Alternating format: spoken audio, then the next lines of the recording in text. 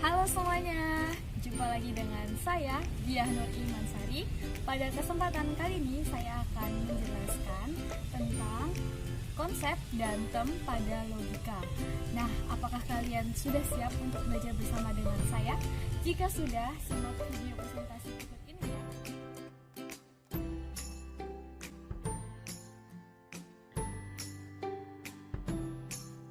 Yang pertama ada pengertian dari konsep. Konsep adalah rupa atau gambar dalam pikiran yang merupakan hasil tangkapan akal budi terhadap sesuatu entitas yang menjadi objek pikiran. Konsep dapat pula diartikan sebagai gagasan tertentu, dan konsep diwujudkan dalam term.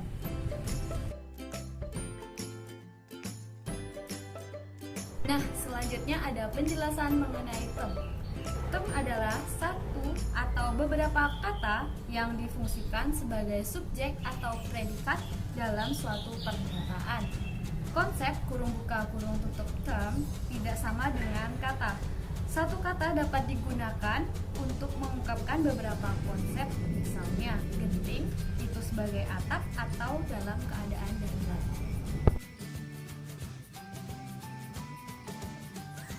Term memiliki dua sifat. Sifat yang pertama yaitu term yang kategorimatis.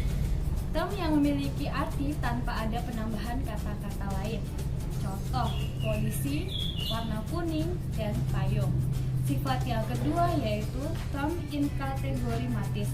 Term yang jika berdiri sendiri tidak memiliki arti. Untuk dapat memiliki arti harus ada penambahan kata-kata lainnya. Misalnya dari dan kepada.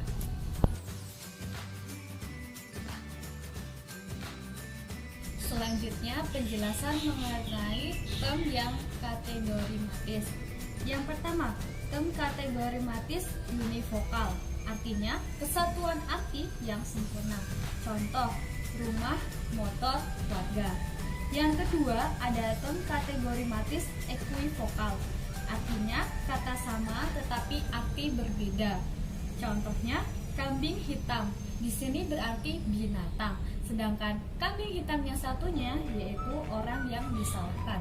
Yang ketiga, term kategorimatis analogis.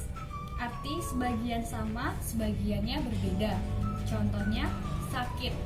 Untuk orang sakit dan untuk rumah sakit.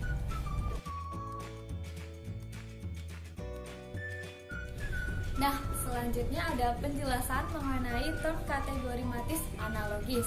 Terdiri dari dua.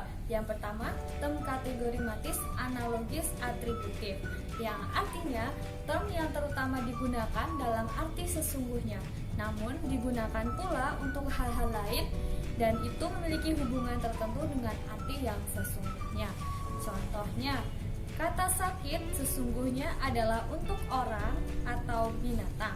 Namun, jika digunakan dalam arti rumah sakit, maka akan berbeda. Tetapi masih ada hubungannya.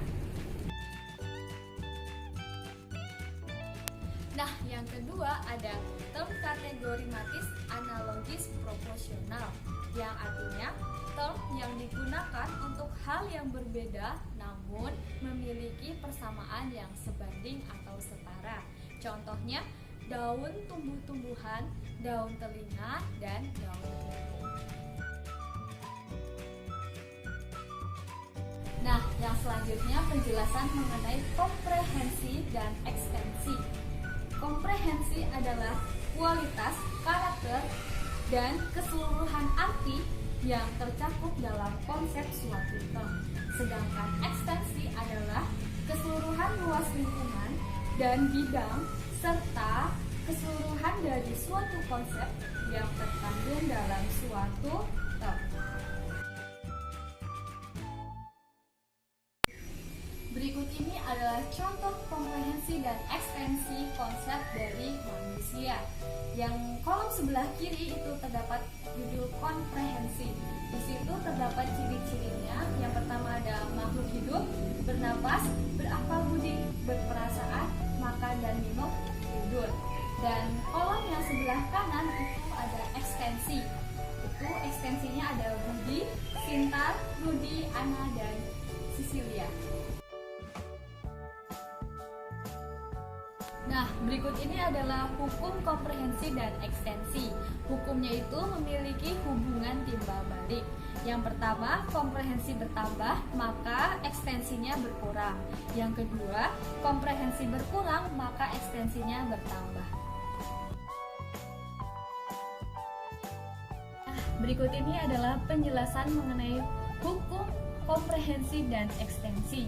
Yang pertama, semakin besar komprehensi, maka semakin kecil ekstensinya. Berikut ini adalah contohnya. Kolom yang sebelah kiri itu ada komprehensi. Yang pertama ada tumbuhan, lalu hidup di darat lama tanpa air, memiliki daun berbentuk duri, memiliki batang berlapis lilit, akarnya panjang, dan memiliki bunga. Sedangkan kolom yang di sebelah kanan itu adalah ekstensi. Ekstensinya adalah dari kaktus.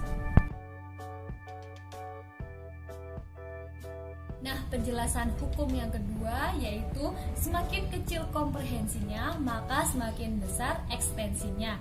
Berikut ini adalah contohnya. Kolom yang sebelah kiri yaitu komprehensinya bermesin. Kolom yang sebelah kanan yaitu ekstensinya ada kapal laut, kereta, pesawat terbang, motor, mobil, dan mesin cuci.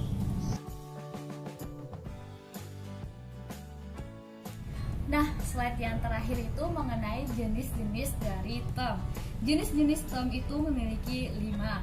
Yang pertama, term konkret atau concrete term, yang artinya term yang mengacu pada benda konkret. Yang kedua, term tunggal atau singular term, yang artinya term yang mengacu pada satu benda atau perorangan. Term yang ketiga yaitu term umum, artinya term yang mengacu kepada suatu himpunan tanpa pembatasan kuantitas ataupun kualitas.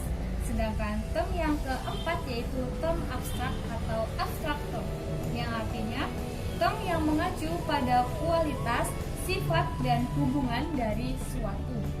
Yang kelima yaitu term kolektif atau kolektif term, yang artinya term yang mengacu kepada suatu himpunan dari hal-hal yang dilihat selaku kesatuan.